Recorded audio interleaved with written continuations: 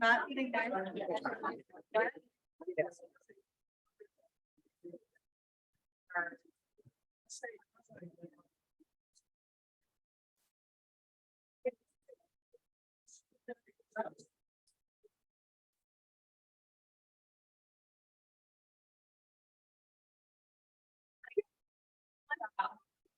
Dude, that thing the I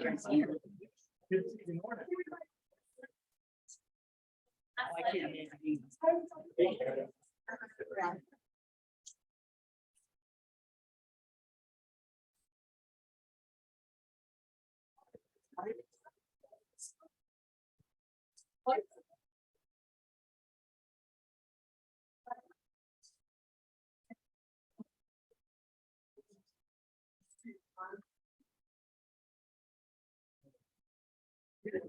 Some more people coming in as we go.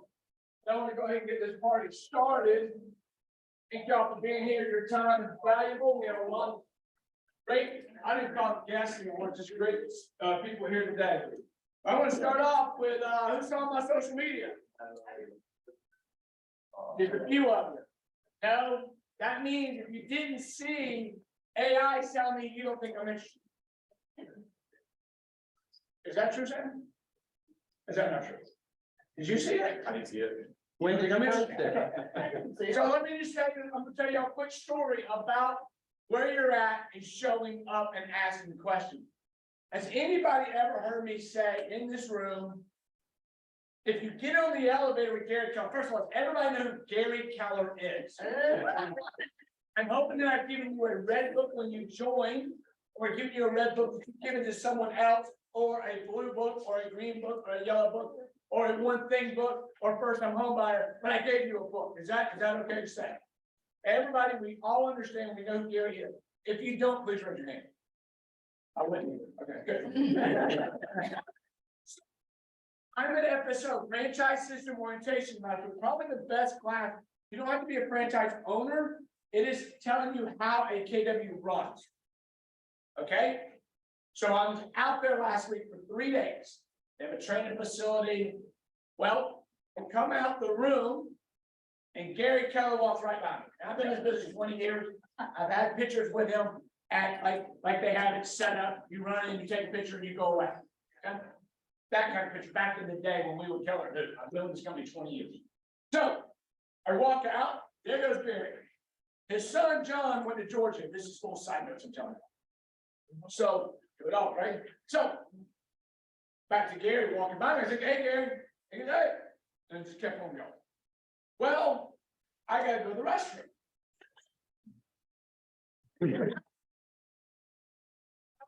So it's getting really good. Has anybody heard me say when you get on the elevator, what question would you ask Gary Keller? A billionaire. Now I've been with Tebow, I've been with a lot of people in my world. Never been in a room with a billionaire that runs the largest real estate company, over 200,000 agents, and is in 56 countries. Or the potty. Or the potty. Well, that's where I'm going. So he's in the restroom and he's in the stall next to me. I have other jokes. So, well, I was going to tell you about my story because and Neil and I have the same story.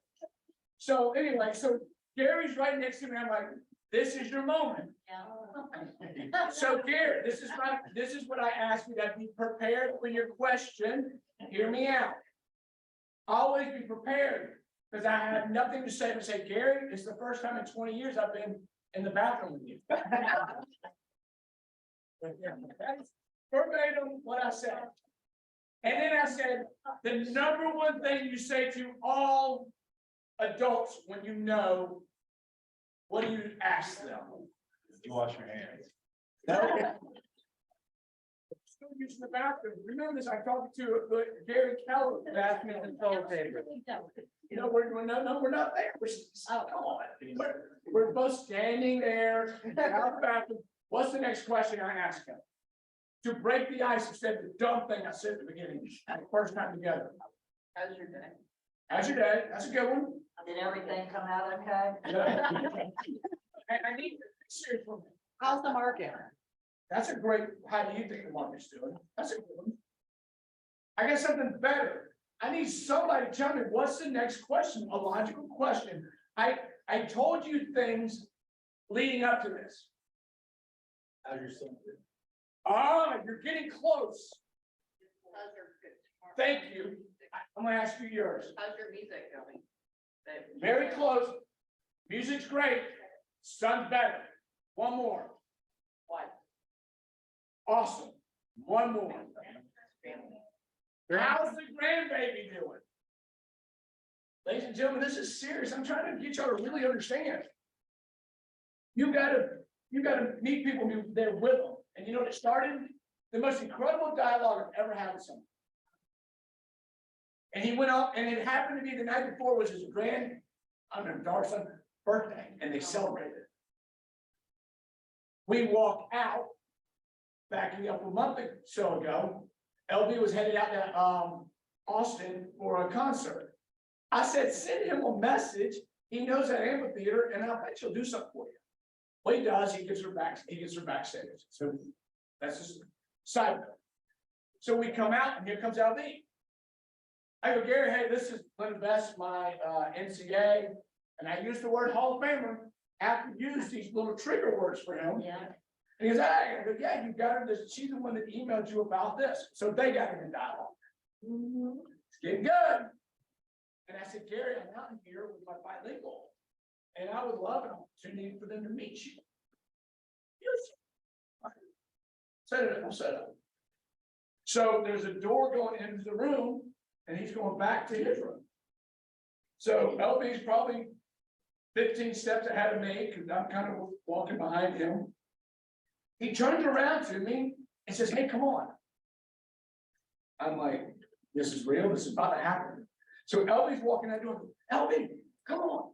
So she runs over and we go to the door. I spend the next 30 minutes in Gary Keller's office, jumping over guitars. He pulls all of them out and hands to me. I just bought a guitar about 2 weeks ago, and I had a little knowledge because I've been YouTubing this. So I had a little bit of dialogue. So you nailed everything. He's a music guy, and he's a guitar guy, and he's a freak about it. He's got amps, guitars from first generation, from Gibson to Les Paul, to Stratocaster, whatever you name it. I can tell you this: you can ask any leader you ever meet in Keller Williams have never had the experience I had. I've been in the bathroom. And that's, ladies and gentlemen, yep, thank you for that. And so he said, so he takes me to his assistant, so now I have her on my phone, and they set it up for the next day to come and meet our group. And he comes out and takes me down. And that's when you saw the pictures of LB and all these pictures. But I just kept asking questions. These are great people. Can I do it? And Gary, I'll do it fast because his schedule matters, right? We didn't even know why he took it in his office. All I know is he kept handing me guitars. And I didn't get starstruck. I actually was asking questions. The only time was a starstruck was in the bathroom. So always know your first question, right? So I love that. I just want to share that with you. That was a cool moment in history.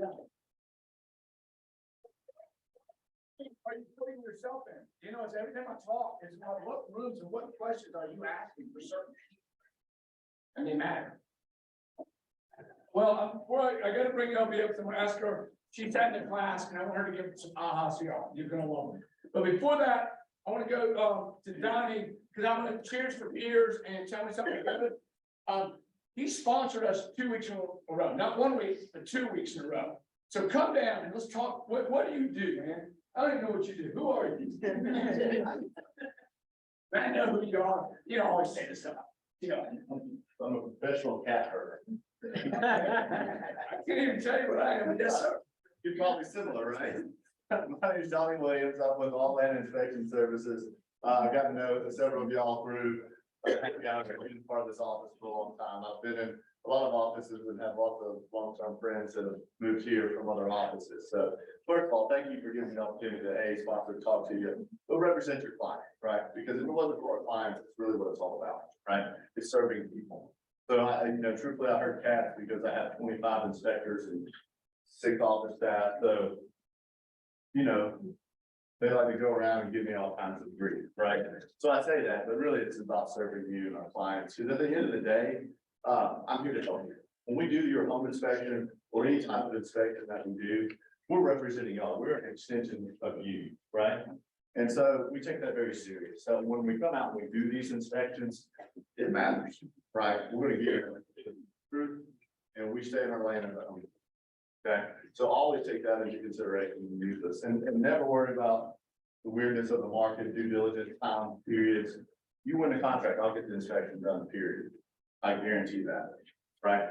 So if anything else happens, you call me directly on my cell phone. Most of y'all have that and I'll make sure it happens for you. Okay. Barry, put your cell phone up there.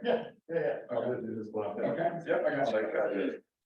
Yeah, I put stuff on the desk too. You got flyers about it. Back scratcher. Back scratchers. But because we are a full service inspection company, I do want to make sure that we talk about a few things. I got a few minutes, right, Mike? Yeah, go ahead. Okay. But if it needs to be inspected, we do it. A lot of times people get concerned about stucco, right? Who's scared of stucco? Anybody? Somebody else? I see y'all start cowering a little bit. I know he is, Puerto Rico, right?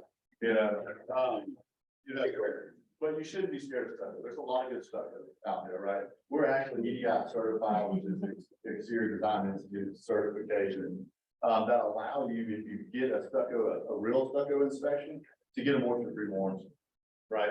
And that gives that buyer a peace of mind. So if they really like the house, don't let the stuff interfere. That's why I say that. And then of course, we do all the radon testing, molds, sewer scans, and anything else that needs to be done, right?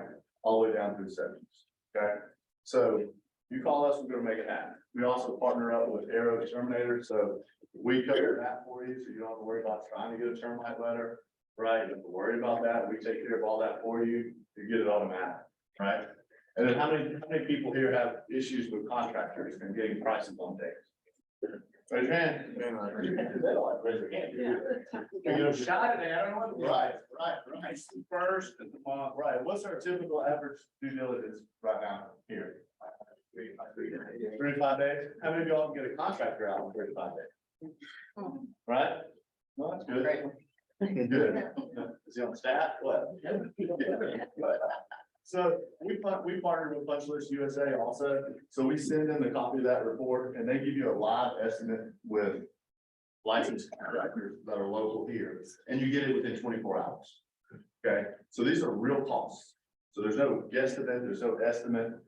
We're tired of everybody asking us how much things do, because remember, we stay in our lane. As a professional home inspector, I can't do the work on that house, right? It's conflict of interest. If I own a roofing company and I'm a home inspector, how many roofs am I gonna have to replace? It'll be a whole bunch of them, right? Always gonna be a problem, right? I believe in staying away from conflict of interest. So I do that because I value my reputation. I've been in this business for over 20 years. And I love what I do. I couldn't imagine doing anything else, right? So that's a little bit about us with All Atlanta. I know we're sponsored. We've seen a lot of you at the happy hours and stuff, but I'm also teaching a class here. We have a CE class here next, I think it's 10. Is that right? Anybody know? We'll find out. We'll put it up there. Yeah. Promise you, it'll be one of the best CE classes we've ever had. It's going to be an interactive class. So we're going to put things in your hand. We're going to talk about things, and we're going to walk you through that. I've had my CE class for 15 or my real estate school for about 15 years now. Okay. So I believe in education and training because that's what separates us from the competitors and everybody else, right? So thank you for giving me the opportunity to sponsor all twice. Yeah, but I have one more thing to be said. So first of all, give Donnie a hand. I mean. Out loud already, putting him on. I remember if you had a cocktail, you remember what you said, and I'm gonna say it out loud so it will be in stone. For all of you who are registered for family reunion that are going to family reunion, I would say everybody should go to family reunion. Donnie is hosting chat north at Family Union, we just don't know where yet. We don't know the place yet, we're working on it, right, but we all gonna have a happy hour, we're nerds, and we're all gonna get together. Because family reunion is one of my favorite, events that Code puts on, really, it's a great time, good education, it's a good time with people, so whenever we're there, I can assure you, we'll have a good time that night, I'm wrong. Yes, that's it. Sign up now. Thank you, Ron. Appreciate it. Thank you. All right. Hey, Michael Gregg, where you at? Well, I see you out there. Come on down. House as well today. Come on. You got my favorite candy bar. And it could be yours, just gotta answer one question. Y'all was going on Carter Tinney, I was back in Gregg, we're returning with them. I'm here helping out while Amy's at home, taking care of the little man. Right here, I've got Emily Rainey with me, she's y'all's ASR. I hear she's been doing a really good job, I hear that, she's really killing it. Appreciate y'all's business. I gotta stop you. Joe, what is an ASR? I'm sorry, I had no idea either, so I'm gonna just go ahead and tell you with you, okay? Excuse me. Agent. Service representative. So we have acronyms here, Keller Williams, we're gonna do the same thing all over the place, I just wanna make sure everybody didn't know.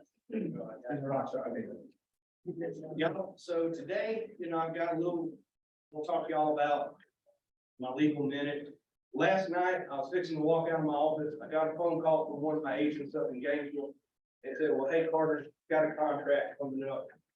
And the seller wants to stay back for a couple days. They want to hold on to the property for a couple days before the buyer moves in. Is there something I can do? And I said, well, man, you know what I'm fixing to tell you? There's a GAR contract for that. It's like back in the day, there used to be an app for everything. There's also a GAR contract for everything. And y'all, on the line today, I've got Reese's Candy Bar. If somebody can tell me which GAR contract, which exhibit I'm talking about. Somebody's got to raise their hand. We all share it. Temporary occupancy.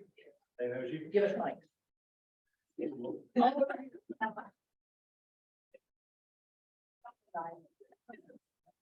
Good. Y'all, it's the temporary occupancy agreement for seller after closing. That's the form we're talking about here. If you were gonna have the seller stay on that property after closing, this is the form you need to fill out, attach it to your contract, okay? The most important part, right down here, I wanna bring your attention to is section 11, all right? Why is that the most important part? Right in there is where you're gonna fill in the section for the penalty if the seller does not get off that property in the time they said they were gonna get off that property. And that's per day. And that's per day.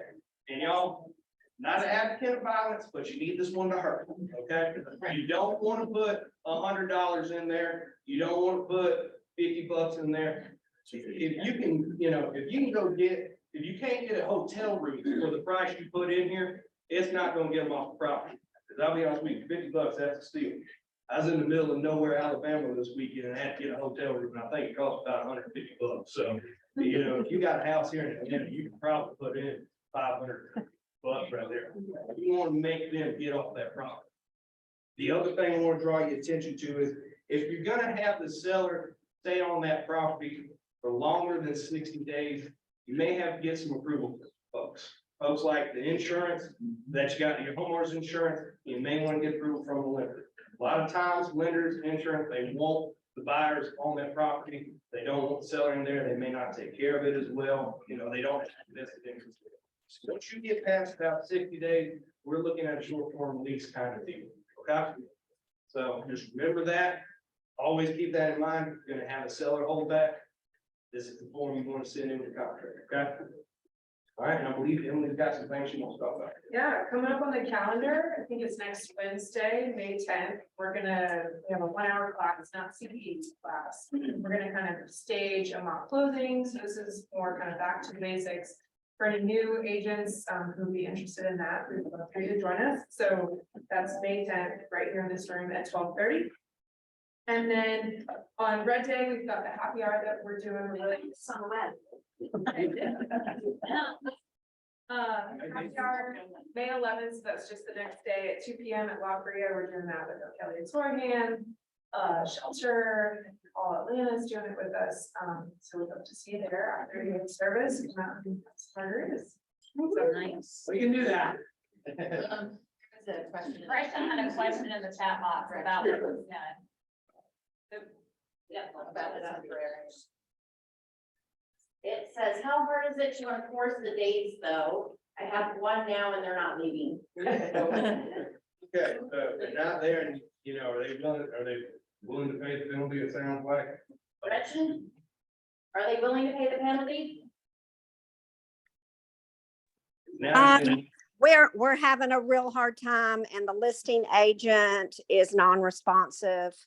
Pretty much gone away. It's an old couple. And they're just taking their sweet old time getting out and we need to get in it because we've got contractors coming in. So how that do you one right enforce there. the payment? Where's that?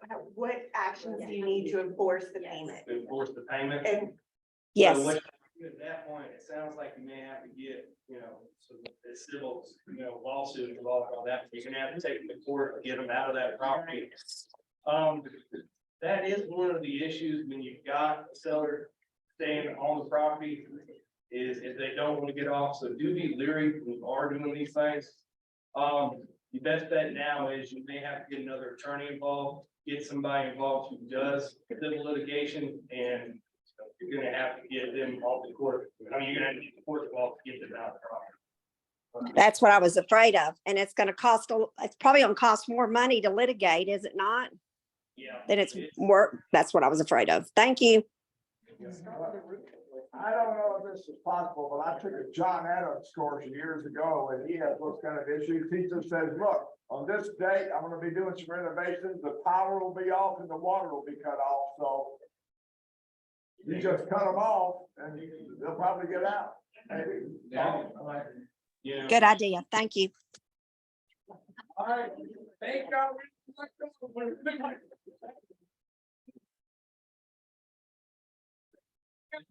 Yeah, move this thing over to bed right here till, you know, to Wednesday. Morning. Good morning.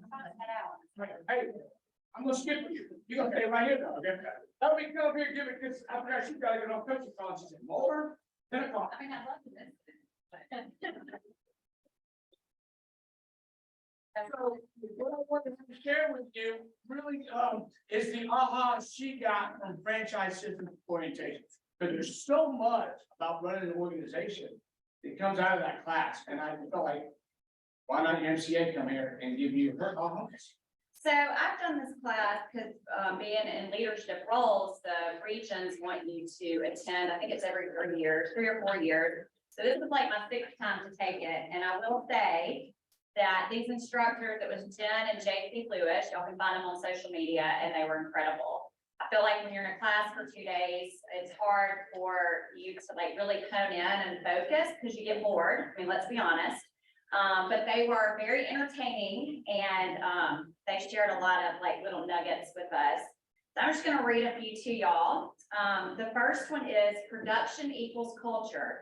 Culture is so much more than socials and parties. You got into this business whether it's to make a difference in your or your family's life or someone else's. Without a solid foundation, the models can become mutated. So you want to make sure you have that good culture base and build up from that. Who in here has heard of the 6 personal perspectives? Okay, a few of y'all. So we kind of went over that, and honestly, I forget about these a lot, but that's a good foundation that Keller Williams gives us. The first one is commit to self-mastery.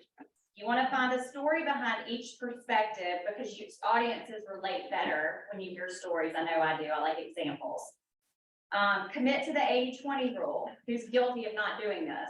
I know I am. What it means is 20% of our activities yield 80% of our results. What is your 20% and what systems do you have in place to make sure you're staying on that 20%? Again, we didn't get in this business not to make money. So you want to make sure that your systems are in place in order for you to be successful.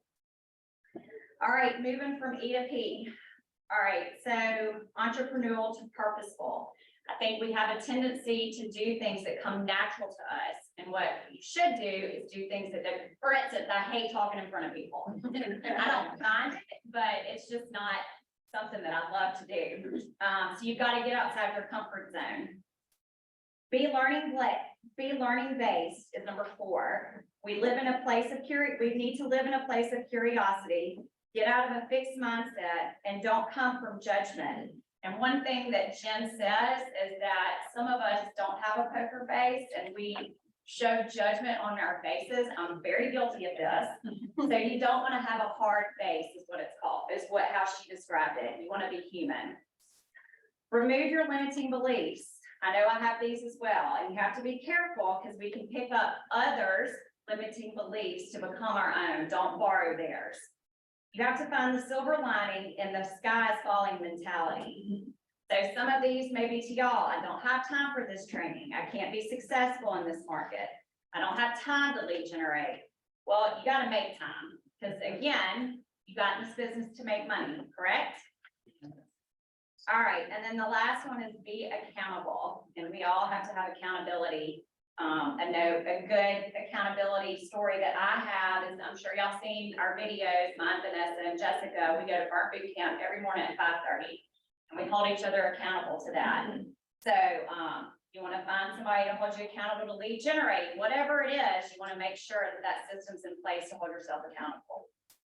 All right, and then this was just a little saying that Jason Abrams said. He came in at the end of episode and it kind of just sealed the whole package for the weekend, or the couple of days. The best things in life are simple, but they naturally become complicated.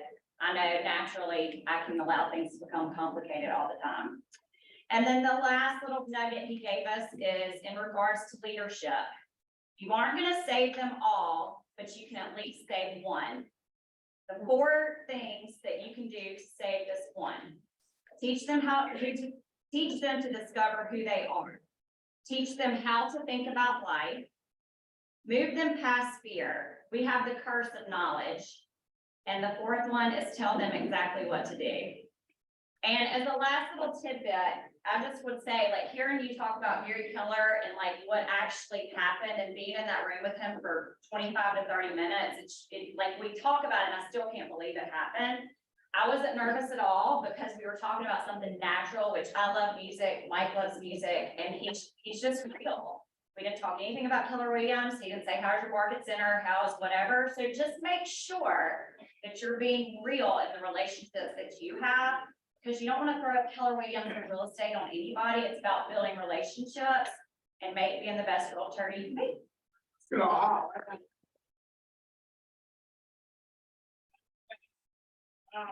Good. What is an MCA? I don't know either, so I'm going to say it out loud. Market Center Administrator. I was gonna say market center. But that's perfect, and I didn't mean to call you out. I just looked around the room, but that's exactly, Hunter called me up and goes, what's an MCA? And I'm like, there you go. CFO of the company. Thank you, Linda Bass.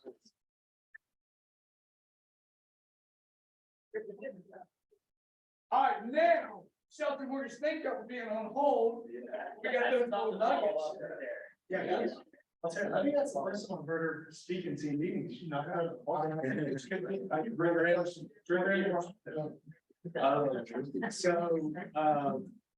The rate roller coaster ride has continued. Last week, PCE inflation numbers came out. The initial response to it was that it was positive because it slightly decreased month over month, year over year. Yesterday, investors changed their mind. So last week, rates pulled down from 6.625% to 6.5. Yesterday, we saw a pop upward, and it landed at about 6.75 as national average. Now, those of you who haven't been in the team meeting last couple of weeks, tomorrow is a huge, huge day. This is when the Fed meets. All eyes are on Jerome Powell, who's ultimately going to state whether this will be the final rate hike. The expectation is 0.25% hike, and that's the finale. Now, over 50 years where there's been rate hike cycles, immediately after they state that it's the final rate hike, rates have actually decreased very quickly. So if that's the news that comes out, could have a huge impact on interest rates. Hunter keeps reminding me that inflation still needs to go down for that to move quickly, but if history repeats itself, rates will move down if it's the last rate hike. Another thing I wanted to go over was we pull up list reports. So we, months and months ago, another loan officer within Shelter, Kathy Vitale, who's gonna be the president of Onward. She told me about a service list report, and I tried it out. We did a free month where a lot of you guys had actually paired up with me.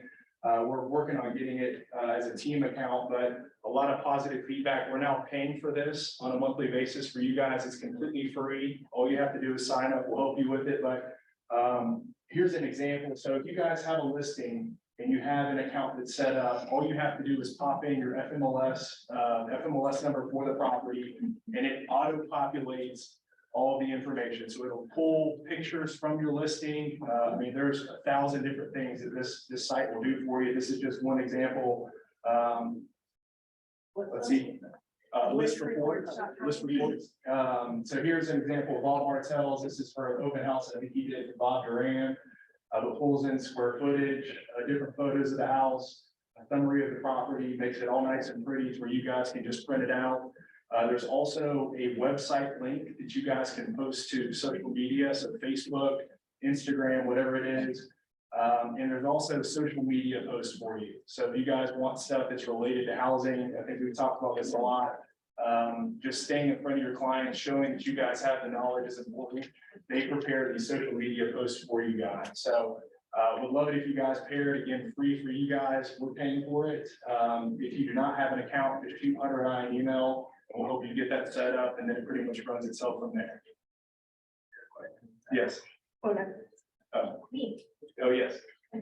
It's pretty nice. I use it a lot, and you can change the colors and use different settings on it. You can add the schools or take out the school if it's not helping too much. You can, the report give you the opportunity to add or take out information that you want to show, if you want to go and change color, when you get away the color, or you choose your own colors.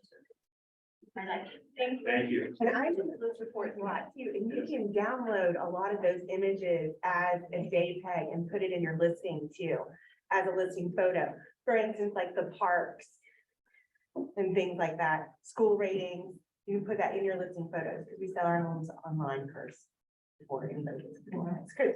They're great reports. That's great stuff. Yeah, you saw me do something. So one more question, then we have to go. The other thing is I forgot that you can print your registration for the open house, and it's gonna print it with a picture of the house. And it's information. Yeah, I think everybody in here should be partnered, but that's my. Yeah, it's really great. Okay, so if you sign up for list reports, you guys get capabilities when you pair with a lender, we're paying for services that give you guys hundreds of marketing flyers, co-branded our information, so that's free TV. I love it. We'll start with him, because we're going with just his account, we're gonna make it a team account, we're gonna pair with Matt, if you're gonna pair with somebody.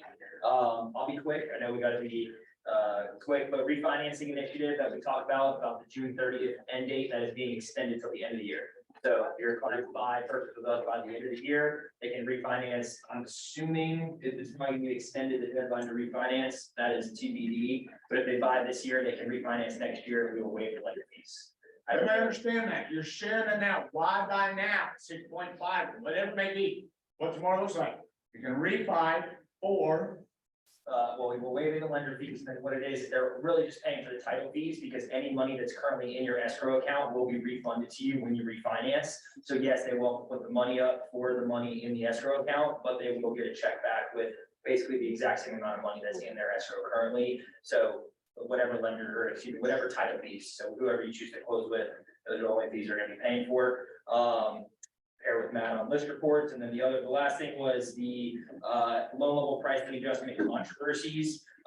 There have been a ton of stuff, has been a ton of stuff coming out about Congress acting, on these laws. So they are trying to introduce the Responsible Borrower Protection Act of 2023, which would block these new loan level pricing adjustments. So that's in Arizona right now. They just put that into effect, and introduced the bill yesterday. So we'll see what happens, but that's really the latest update on loan level pricing adjustments. Yeah, and the LLPAs are the, what we talked about last week, where lower credit borrowers aren't hit is bad. There's some higher credit scores that may have gotten a little bit of adjustments. That's what we talked. Yeah, and then for May, our schedule, we got coffee talk on May 8th, from 10 to 11 with Ashley and myself. And then we are sponsoring the McMichael and Gray class on the 10th from 12:30 to 1:30. Red Day on the 11th, we have a happy hour as Emily announced afterwards from 2 to 4. We have ALC Teaches with Allison on the 15th from 2 to 3. ALC Teaches with David McEachern on the 19th from 1 to 2. Matt and I will be teaching a 3-hour CE credit course on the 24th from 10 to 1 on the basics of underwriting. I think it'd be great information for you guys to know just a little bit behind the scenes on what we do on a day-to-day basis. And then we have a class on the 25th. Emily and Nina are going to be helping me with it, and it is going to be a event planning class. So for any client appreciation events that you want to plan, we're going to hopefully help teach you guys how to schedule one. So that's what we got for May. Love it. Thank you, guys. That's okay. That's okay. Yeah, yeah. I mean, that's something. See, I love this guy. He knows the press on time. Yeah, yeah. Now, question, the LLPA, charges, Yeah. changes, those haven't been changed since 2009, is that? That's correct. Yeah, Okay. 2000, yeah, it's been a while. Okay, so some of those fees increased just like our gas and our food Yes, and yeah. all those things? Just helped, Okay. it really just helped lower credit score borrowers have less of an impact on their interest rate. And there was a very few amount of higher credit scores, depending upon the down payment, they got affected. Yep. Thank you. All right. Thank you, guys. Dr. Morgan. Here's one. Well, 210 home warranty. We are moving the needle just a little quicker. I love seeing you. Hey, I love seeing you. Awesome. How about you? I'm good. How's family? Fantastic. Thank you. And yours. I did. It's all here. Yes, you are. So, hi, everyone. Sue Ellen, 210 Home Buyers Warranty. You're probably looking for a different face and different hair, Kelly, Lucinda. But I'm so honored to join you today. So I wanted to ask a question first. Who has or remembers the book or the movie called Tuck Everlasting? Okay, so we may not remember what it was about, but I want to share something with you. Angus Tuck said to Winnie, "Don't be afraid of death, Winnie. Be afraid of the unlived life." And so basically Tuck Everlasting, if you want to get a refresher on it, it was a family that had become immortal. So setting that aside for a moment, basically what this wraps in for me, and maybe this plugs in for you, is take hold of the abundant life. Who's ready? Take hold of the abundant. Awesome. So I encourage you, I support you in that endeavor. Here's another little tidbit, and this is what Kelly wanted me to share. Take hold of the abundant coverage. There, yeah, a little hokey, but take hold of the abundant coverage with 210 Home Buyers Warranty. Yeah, you have a lot of choices out there of what you can offer your clients, and that's awesome. Competition is good. Who has competition here? Anyone? Okay, so what does it do? It keeps us sharp, right? And keeps us on our toes and doing the right thing at the right time with the right people. And so, yeah, there are lots of choices out there, but Kelly wants you to know that taking hold of the abundant coverage, and there are so many things that she wanted to share with you. And I'm not going to have time to tell you what they are, but at the end, you'll understand. Happy Home Life and Hardware. Anybody know what that is? The appliance discount program, the military discount, complimentary listing coverage, no limit for buyers on eligible parts and equipment on HVAC, payment plans, and then the big finish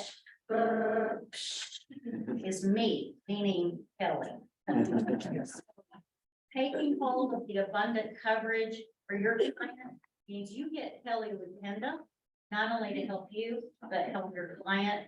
And then, of course, we all stand behind her. She's 19 years with the company, so pretty awesome. And y'all have helped her so much grow into this wonderful human being that she is. So I want to thank you for that. Thank you so much.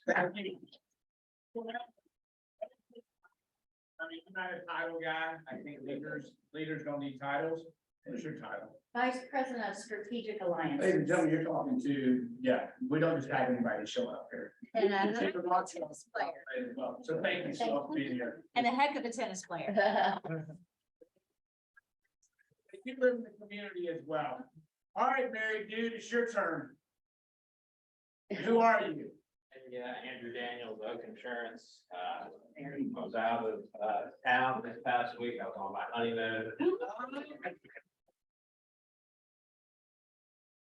Stolen, took care of anybody that was, looking for coverage, but I'm back. So give me a call now, and I know.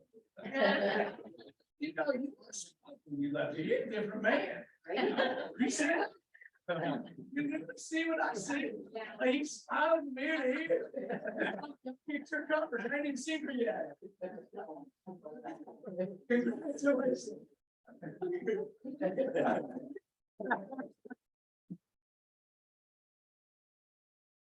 Oh, that was pretty good. That was great. Where you at? Come on that, you know that. How are you? What you got for us today? Keeping us out of trouble? Broker moment, broker extraordinaire. I get to call you business partner and friend. More importantly, you're, I'm gonna share with you, and I'm gonna promise you. But what you did playing the piano with your grandson. Oh my God. I know, I can tell you story after story about you playing that piano. I got really good. But seeing my family sharing that was pretty special. And I got some other moments you playing the piano in your life, so I just want to share that. Thank you. It was a surprise visit, to tell you the truth. You know, kids are so busy, they don't come see the grandparents. So anyway, what I was gonna talk to you about today was watching your mouth. Just don't say what you think, right? Well, that's the part.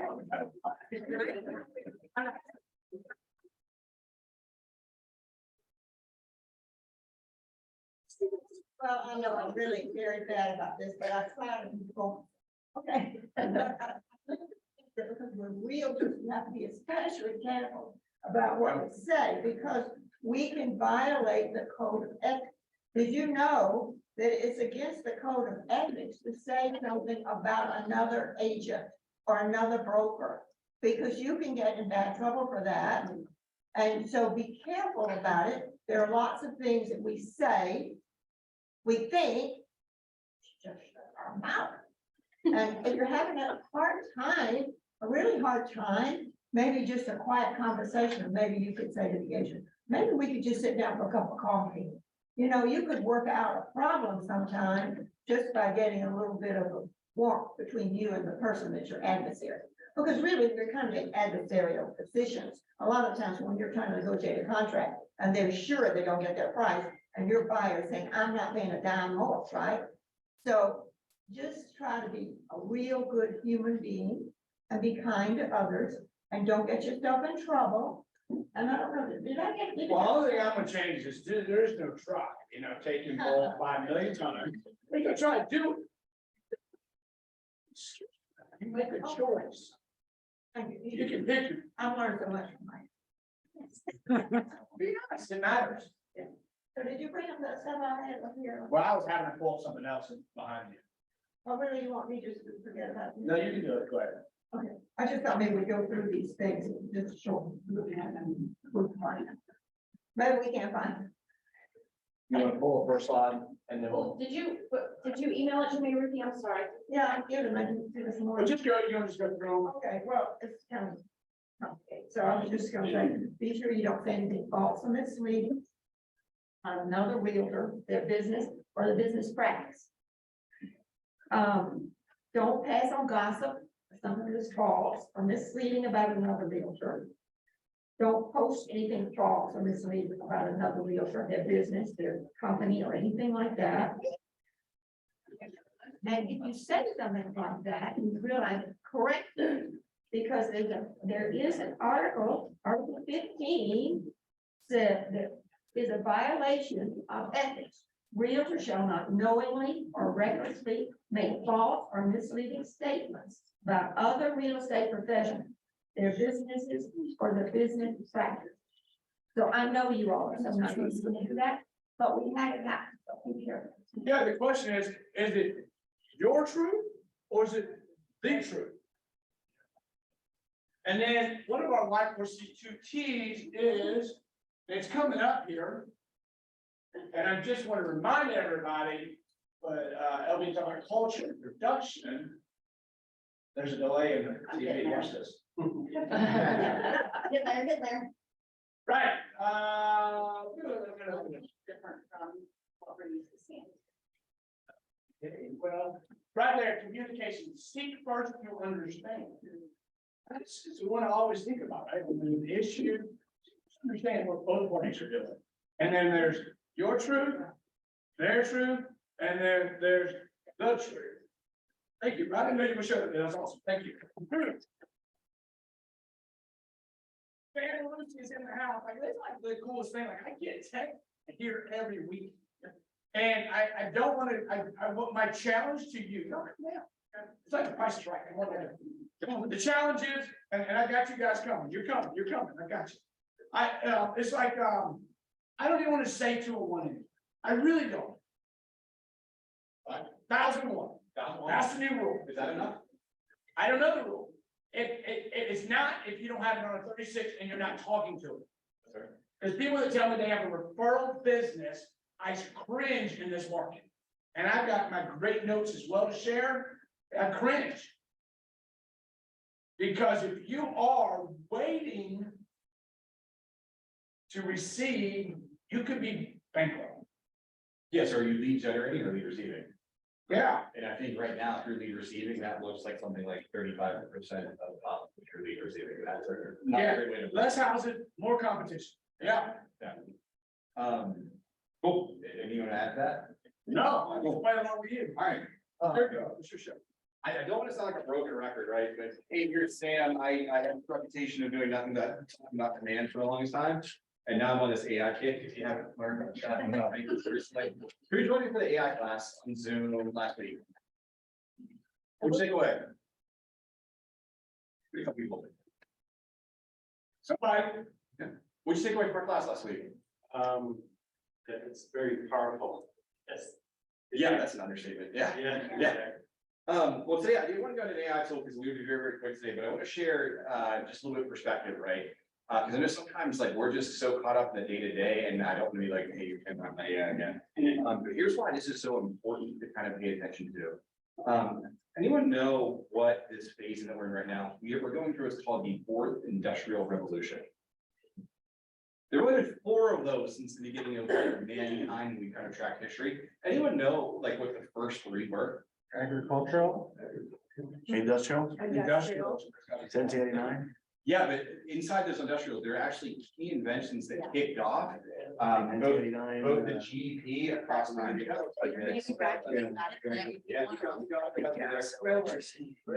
So GDP impact, and this is time down here. I can't draw it sideways, but that's an M, that's an E. That looks like that. Yeah, so we have this really cool graph here that's actually started with loom and textiles. And this kicked off back in like 1765. Is where we see this little blip of time of loom and textiles impacted the GDP and the growth of us as kind of humans in our economy. Then about 100 years later in 1870, what was next? Railroad. Steam and rail. Yeah, steam and rail.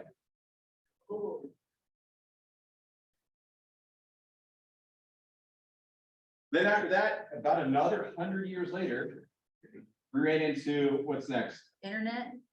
That's not quite. Oil. This is where we saw oil and mass production come in. So our dates here are 1765, we had the loom. We had steam and rail in 1870. And then oil was approximately like 1969 that we really got to see that part take off. And then now we're in what's called the fourth industrial revolution, which is kicking us up here, which is not just AI, but this is computer, digital. And there's one more key component to this, which is renewable energy. Now, what we see here is that this gap between, and I did a horrible job of drawing this, the gap between these industrial revolutions is actually shrinking. It took us usually 100 years to go from one to the next. And now all of a sudden we have technology, we're speeding up to about 50 years. So I say this because I don't know what's next. This could be a 25-year thing in which we see artificial intelligence take off really quickly. And then we're on to the next thing as a human species to kind of tackle with our economy and our GDP, or what the quality of life looks like after that. But I want you to take a step back and just take a look. If we go back all the way to 1765, we've only had 4 of these revolutions take place in our history. This is worth taking a second to pause and go, okay, this is something serious that we should be paying attention to, because our world can change. Now, the cool thing is what I love about this graph I borrowed from a website called Machine Learning, is that this is impacting the GDP over time. We're going to see, like, we're going to have great economic gains and domestic product grow because of we have these new tools. So I would start adapting this stuff. We're going to teach some more classes on this, but like, this is not going to go away. It's a huge moment in history for all of us, not just in this inside the real estate space of like a cool tool to get fun headshots and do those good things. This is a really monumentous part of our human history that we're living in right now. And the cool thing is we're approximately like right here. It's only just begun. So I would say just embrace this, join us for our class. We're gonna teach a class on, do you remember when, Lucy? 31st thing in the morning. I'm sure if this one's yet, but I'll have that. 11. And if you missed his class, there's some really cool things. He put it on his YouTube page, He's a Man with Sand. So if you need that link, just let me know and I'll send it to you. But it was so cool. And my husband watched it. He's in the education field.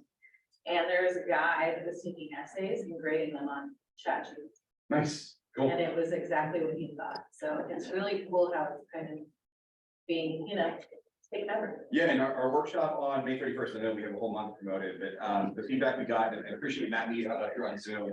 The one thing that he asked was, hey, can we do an actual live workshop together? We did just like a little bit of playing around online, but we're gonna go through kind of what I shared with y'all last month of like how to actually create marketing content. We're gonna turn this into an actual AI workshop. So bring your computer, we're gonna get hands-on, actually, we're gonna walk out of that class with collateral. Cool. Thank you. All right, thank you. All right, I got DA Smurf in the house, and I'm so excited. Scott sent me a message while I was out in Boston. I'm like, get here quick, because I've seen appraisals coming in lower than what we want. And I said, Cam, I've seen his head. I know, I've seen him. And so I've known Scott, 20 years? I've been doing this thing for a long time. We didn't even have gray hair back in the day. Well, yeah, I didn't. Yeah, so man, it's your show. And but he said, Mike, I gotta share something. I'm like, get here and share. So There's a lot changing in the appraisal business and you need to be aware of it. You're so fortunate to be partnered with Shelter. And I say that not just because I'm here and what have you. They are ultra local and it's so important. There's no other company that I know of where the CEO manages the appraisal list. James handles who gets on their appraisal panel, he handles ordering them, so that's critical. You need to be very careful. You know who the worst lenders are from an appraisal standpoint? Rocket Mortgage is at the top of the list, and then all of your big banks. So you need to stay away from those. They're gonna blow up your deal. did I pay you to say that? No. Make sure I got Bank of America like that, yeah. They're gonna blow up your deal, so be careful. I know we only have a few minutes, but I've got Grant, my son, 3rd generation appraiser, and Jeremy. We got a few minutes. You're the most important people in the room right now. I'm telling you. I love that you shared that. But as the market is shifting, yeah, it really matters. It really does. And I think everybody's understand that. Because anybody that says, hey, I need an outside opinion or appraisal, I'm like, call Scott. Yeah. I mean, I got his personal cell phone. And then you just gave a shout on the Shelter. And I know they didn't pay you. No, and I need it. I mean, they're a great partner for you to have. You couldn't really have a better one. So, that localness is so important. They have such a small pool. The appraisers in there are all the best in the business. They pay us fairly, which is so important.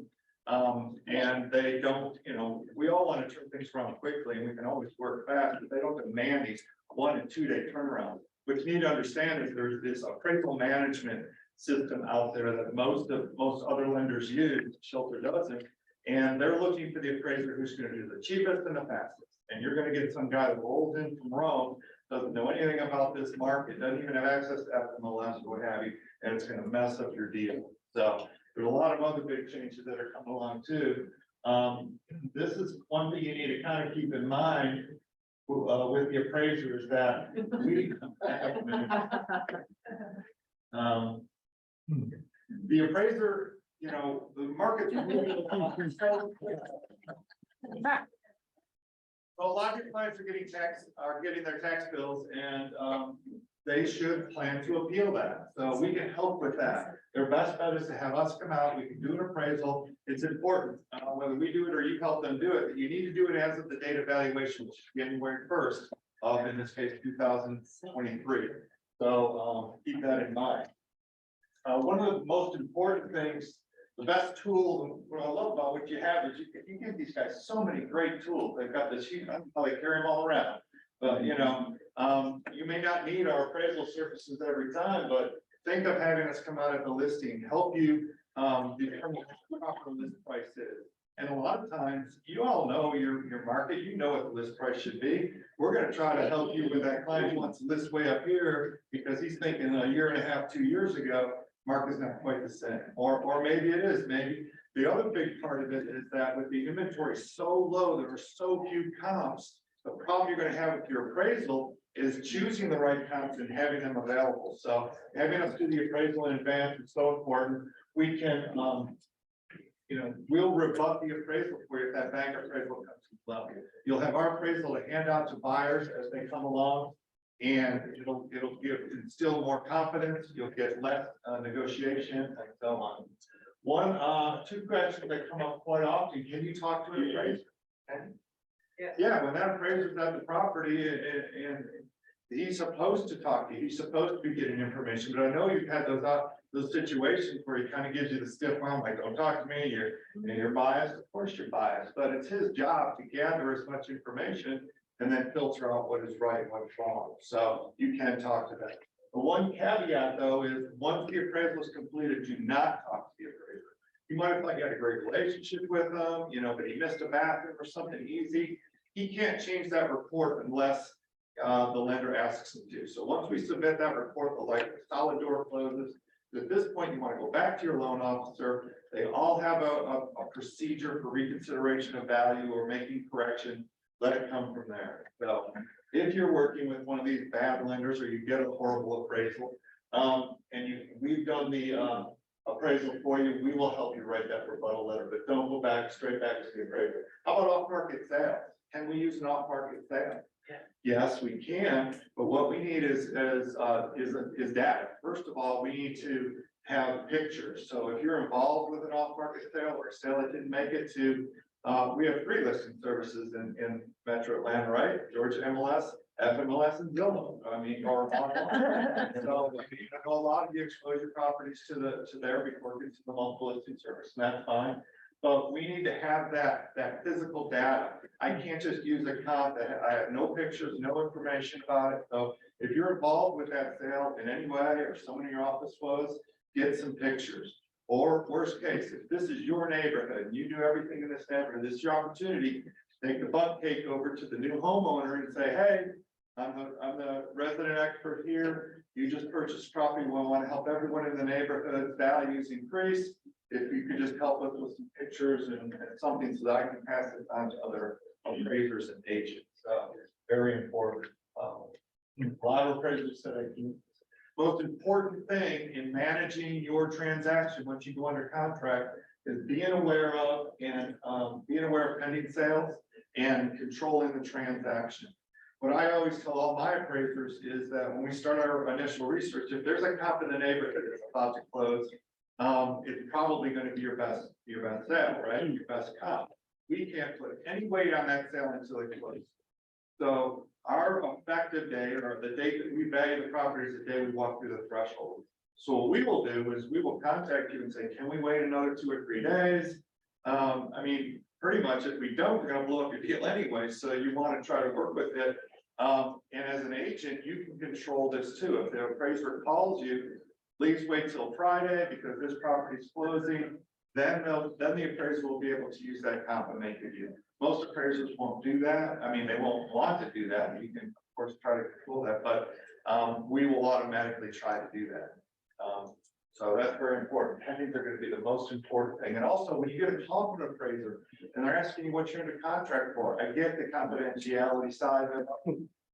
But try to share that information. It's so critically important, especially in a market that's going up so quickly.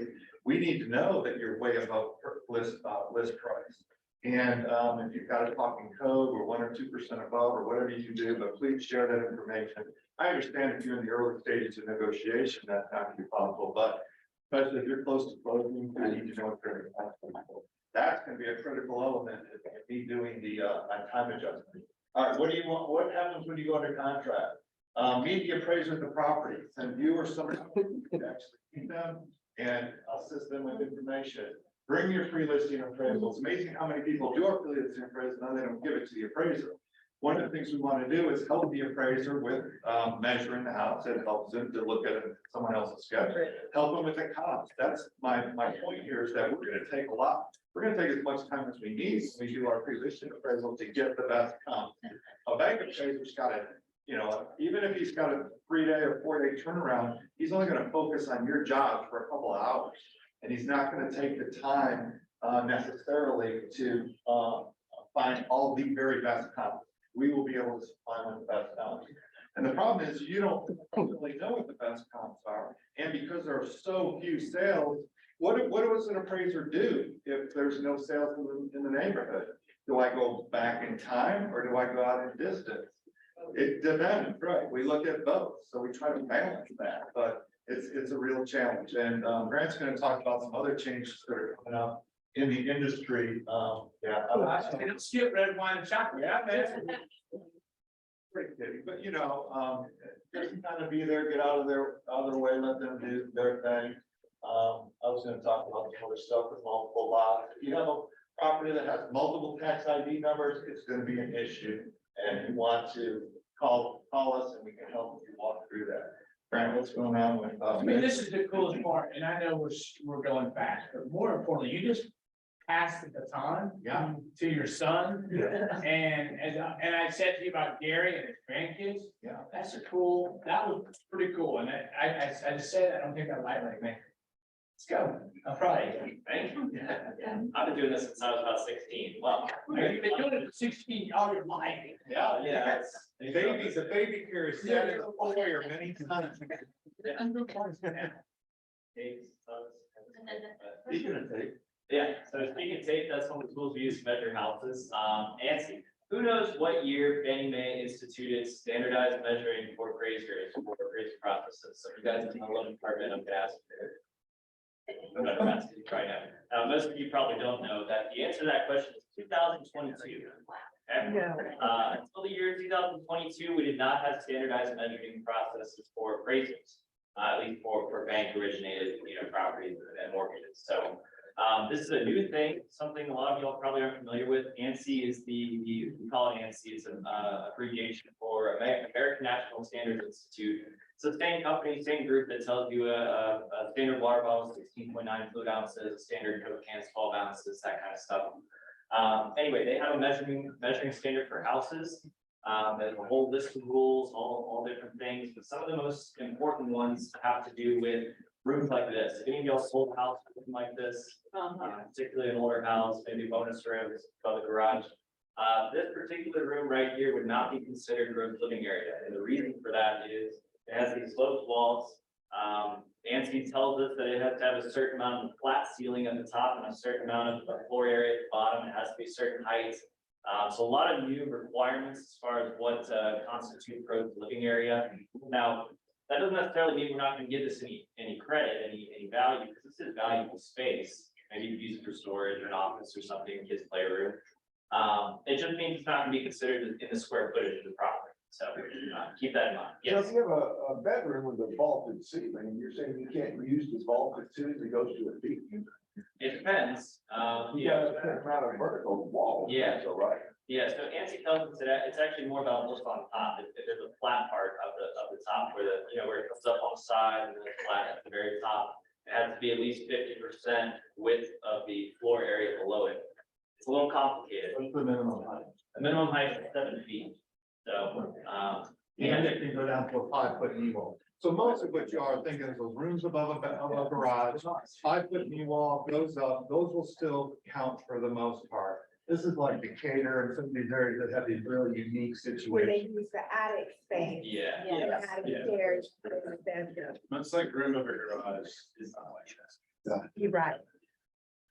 And I mean, the standards have been around for 20 years, and we've always abided by them. It's just now that Fannie Mae is enforcing them to the strictest sense of the rules. In the past, we might have been able to, go into a gray area and call this gross living area to make sense. There's situations, you've done a number of these appraisals before, where the kitchen is technically below grade, so you don't have a kitchen in the house. How do you handle that? The ANSI gives us a lot of requirements, some of the other stuff's related to basements, what is and what isn't below grade, you no longer have kind of gray area on that, it's a very strict rule, very strict kind of, set of guidelines for that, so, I'm happy to expand on those, at another time. We also talk about this more in our classes, if you've been to any of our C classes, we do, 2 different ones that are designed for agents, so, if you see any of those pop up. Let's see, so on FMLS, we now have above grade and below grade separated out, very helpful. We'll look at that kind of stuff as well. Any notes you want to add on that? No, actually, I pushed very hard with FMLS to open those fields up. Matrix has had those fields forever, but it's only been the last 2 years that now you can do it. And unfortunately, most agents don't utilize those fields. And so the number one search parameter that I never use is square footage, because it's just gonna send you astray. So if we get everybody using this all the time, maybe I'll start using square footage, but Okay, so you just said that you contact FMLS, whether it be Jeremy or whoever at FMLS. Yeah. So you work directly with who we use in first multiple listing service, is that correct? yeah, I got together with the board and we're pushing that. Yeah, I understand who's in the room right now, just making sure you understand. And also, the next thing I'm pushing for is when you put appraisal there, you need to put your money where your mouth is. If you've seen an appraisal on a sketch, you should upload that to your document. Right. Too many people use appraiser and it's not really true, or owner. I mean, who's the owner what is the owner of the right to say what the square footage is? It's almost always incorrect. Oh, a little bit more, like my height, I'm 5'10". What about tax? Yeah, so tax record information, obviously, a lot of you have had experience with this in Georgia. It's very inconsistent, right? We have basements in Georgia, which kind of throws a wrinkle into the equation. What square footage, right? Are we talking about basement square footage, or are we only talking about what's above grade? So it can get a little tricky. Yeah.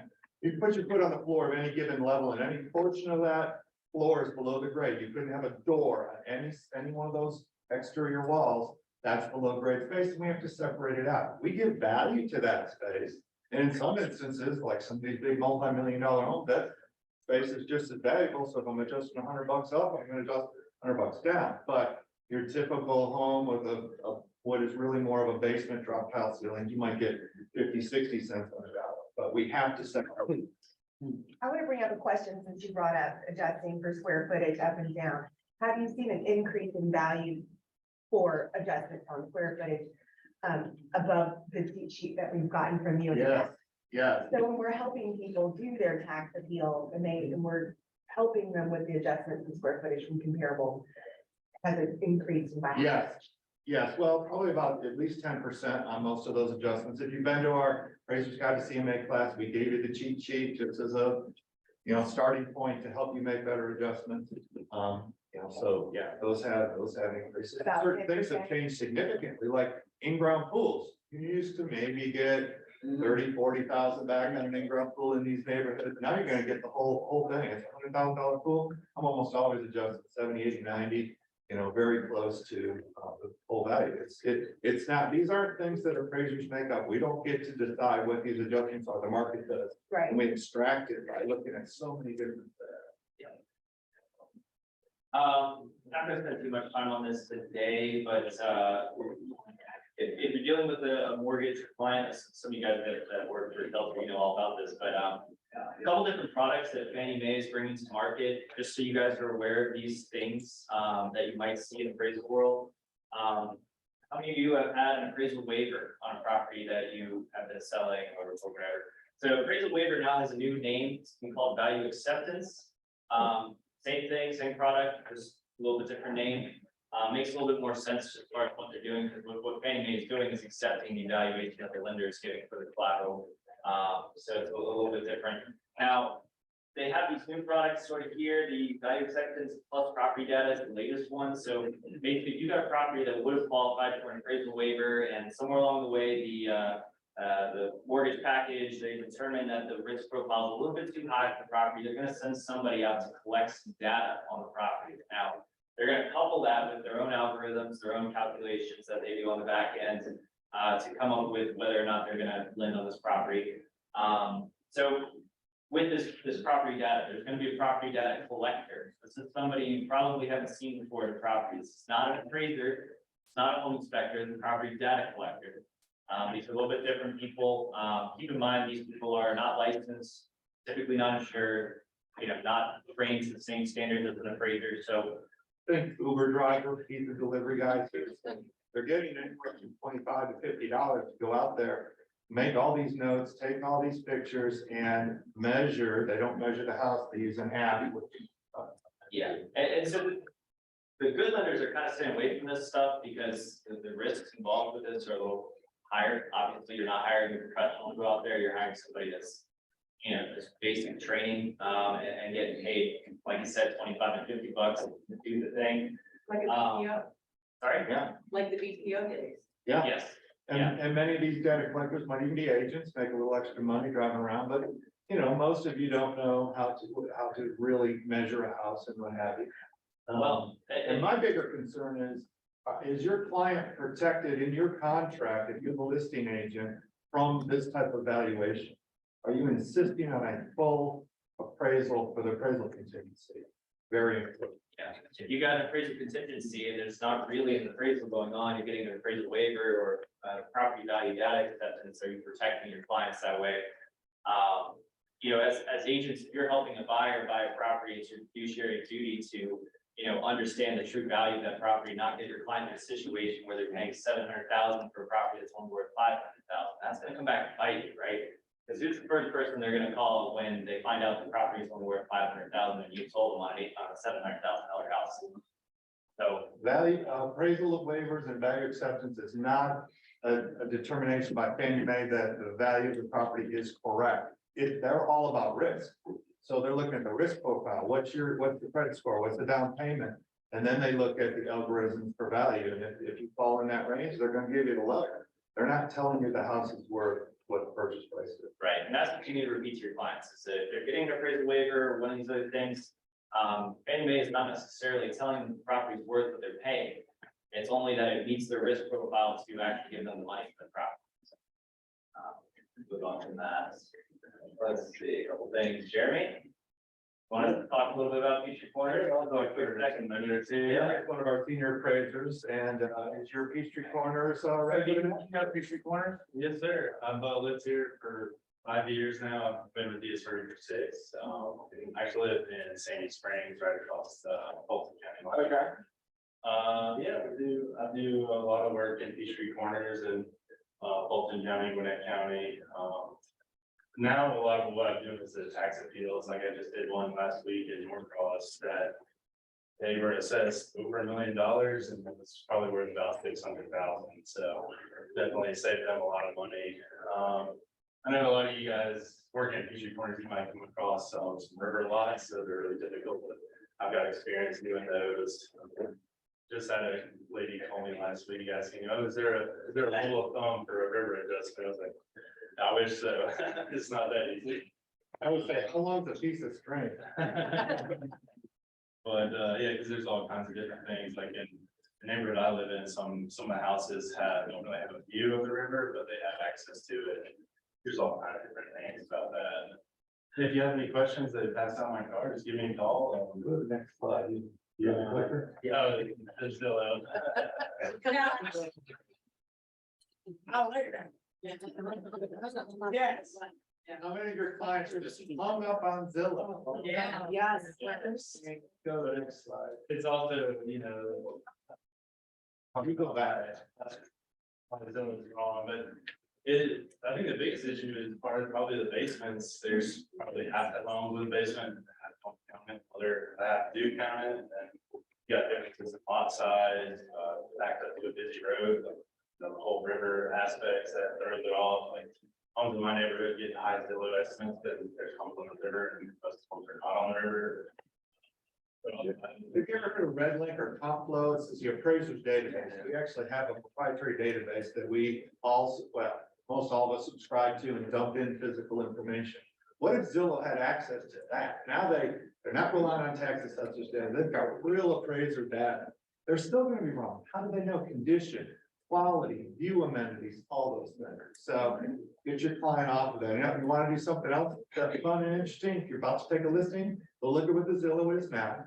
Then put your property on the market and watch how smart Zillow gets. All of a sudden, right up to where you are. That's what I was about to say. I've seen, you can look at the Zillow history, and this one was for sale by owner. It wasn't even on MLS or anything, but the history was like 600,000, and they listed for $1 million and jumped to $1 million.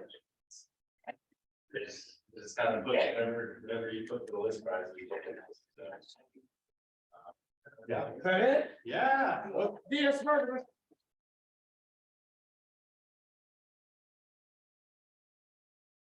Thank you.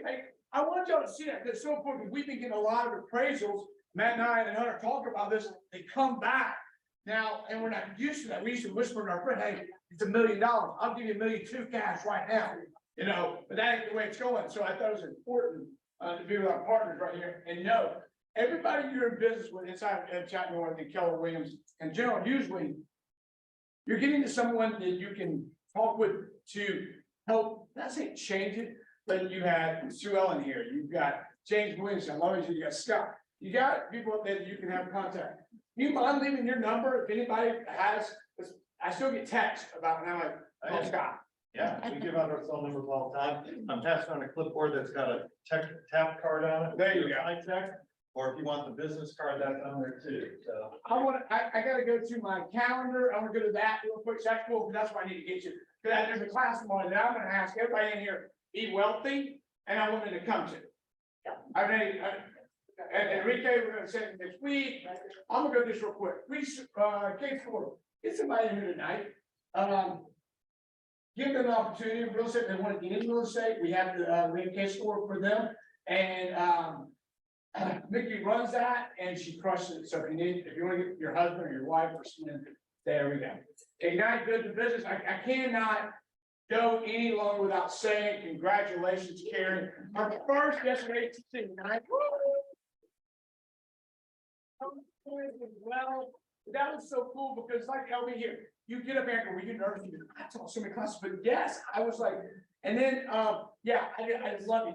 And you, that's gonna be congratulations. Thank you. All right. This is what I want to talk about too. Cash flow club with Ari Bear. He's here tomorrow from 1 to 2:30. Creating financial freedom and generational wealth. He has bought many houses. He's done a lot of that. That's the one I really want to talk about. Tomorrow, pack the house for that class. I will personally be sitting in this class from 1 to 2:30. I'm gonna hop over real quick because there's more information on that class right There we go. We'll cover 5 biggest mistakes people make when flipping homes. We'll go deeper and walk through. It is now, don't come if you don't want to work because it is an action-based class. You're gonna have your own stuff right now, and then you'll probably sign it in because of the commitment. But find property, how to locate off-market deals, how to purchase courthouse step property, pre-foreclosure, short sales, bank on property. I know your very own Ruth Honick over there, broker extraordinaire. That's what she used to do. First Tuesday of every month, she'd be at the courthouse steps. I love it. So I would come take, put that in my calendar tomorrow. Okay, I go back now to the rest of the week. There you go, Thursday. Yeah, Thursday from 10 to 11, class of Kelly Soran. temporary occupancy, interesting conversation with Carter today, and that's what they'll be going over. So originally, this was going to be a 3 CE class on the GAR forms update. The new forms have not come out. They usually do it mid-year and they haven't come out, so this is now switched to a 1 hour class tomorrow, and it will be on temporary occupancy agreements, not tomorrow, I'm sorry, Thursday. But if you see that 3 CE, it's still on the newsletter because it's just not, the forms aren't ready, so we can't do that class, so it is this one now. And then from 1 to 2, MREA roundtable with Andy Peters comes in and doing great value on that. That is on Thursday, May 4th. This week he has Sandra, Blake, and I can't say the name, I'm just going first name, and then I don't know, from Philly. So there you go. 3 mega agents on there. Friday, Ignite Again, Find Your Business. Can anybody just sit in on that, or is it? Yeah, absolutely. Anybody can come and sit in on any class that they would like to. Yeah, look at the calendar. We have it out there. It's up front. You can go there and come to any class you specifically think it's for you. Actually, if you want to make carry card, come sit through it. Give her some critiques, eh? All right, next. Don't make me cry. Let's go. There's Aubrey. There's been a real estate roundtable. That's what we just talked about. Red flag. He's got a class next week. He was just going to talk about that Monday, May 8th from 1 to 4. We have t-shirts. We're going to order those. Norcross Ministries, we're going to be serving them. Frontline response from 9 to 1. Next Thursday, the 11th. You do not work. Allison wants to say something about that real quick. I'll give it to you. Got it quick. I'll give it to her. Okay. This is one of my challenges you with. This is the day we get back as KW. This is part of our culture. And I want to challenge you to go ahead, make sure it's in your calendar and find something that we're doing to get back to the community. And then we'll go and celebrate that this is one day a year that we all light the town up red. And it's a lot of fun. Your heart will be so fulfilled, it's unbelievable. Yes, ma'am. So, we have a lot of opportunities to contribute, to give, and we've done that, but we did add, something so that we can actually go out and be a bigger part of the community. So the, frontline response is the feeding the homeless, putting the lunch bags together and all of that. And we've added a nursing home here in Norcross. They have about 50 occupants in the nursing home, and when asked what they would like, so we're gonna go and visit them. And when I asked what they would like, she said they like candy and cookies. So we're going to have a little assembly line to put bags together. We're gonna get lots of candy. So if anyone wants to go buy big bags of candy, we can do that. And then I will have a link so that we can sign up to do the assembly line, make 50 little bags for them. And then if anyone would like to bake cookies or buy cookies as a contribution to take, to actually share with them that day, we're gonna ruin their lunch. We're gonna be there between 10 and 12, and then they have lunch at 12. So we're gonna get them, kind of like kids. Get them don't come on sugar before they go to lunch, That's so awesome. Just think about it, do it to your mom or dad. Sitting there. So some of these people don't have people that come in, so. That's right. Short time, but, there'll be more information and the sign-ups coming for that.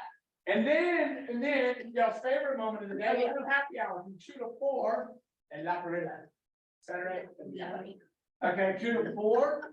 And then FMLS, the Matrix Basics, searching and sharing property information, 3 hours CE credit. Where's that? Sally will be here. That is here the day after Red Day.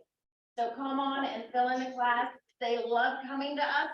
We just need to be sure that we have enough people that are here for them to come. Friday. Friday the 12th. Yeah, you're right. It's the 12th. It's the day after Red Good Day. catch. Because the 11th is the day you're gonna take off work and get back to the community. The mysteries of mortgage underwriting. Oh, there's the dynamic duo. Stuff on Matt and Hunter. That's gonna be as a 3 CE credits.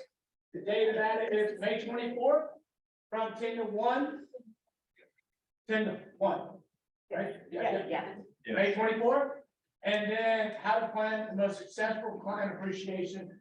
You don't want to miss that. With Michael Gray and Shelter Mortgage. QR, QL, if you have niece, nephew, kids, give them a cut. Mike, when did you take this class? 15, 16. I think 16, no, it might be 16, you were at least 16, what do you know? How many closings do you have this month? 3. Oh, I got. It's always that, right?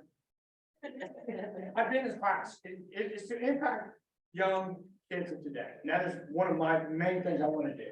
That's why it's so awesome seeing you guys, I love that, it makes me.